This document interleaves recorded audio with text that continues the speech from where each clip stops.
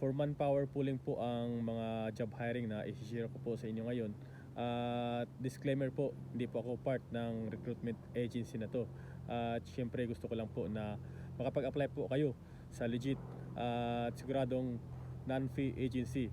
So ito po yung mga job hiring na to, may mga iba't ibang position po at hopefully po ay meron po kayong work experience para maging qualified sa job hiring ngayon papunta dito sa New Zealand.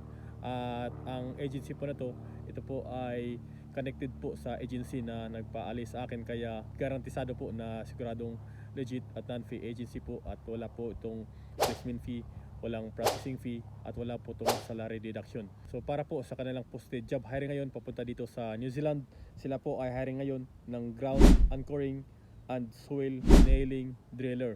At yung age limit po is 25 to 45 years old. At sa mga nag-aabang ng mga job hiring papunta dito sa New Zealand, ang Skyborn po ay meron pa pong ibang role hiring ngayon bound to New Zealand. At sila po ay hiring din ng mga driller, excavator, truck driver, oxy cutter, welder, battery repurposer, and forklift operator. So ito po ay merong age limit, dapat po ay 26 to 45 years old. At ulitin ko po, sila ay hiring ngayon ng mga driller, excavator, truck driver, oxy cutter, welder, battery repurposer, and forklift operator. Kaya kung ikaw po ay merong work experience na related po sa role na yan, ay mag-apply po kayo dito sa Skyborn International INC at located po yan sa may Makati City.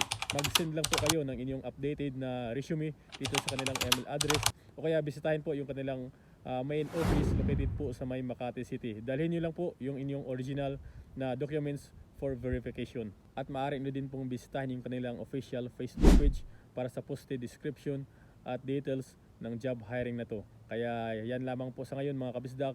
Good luck at sana po ay matanggap kayo.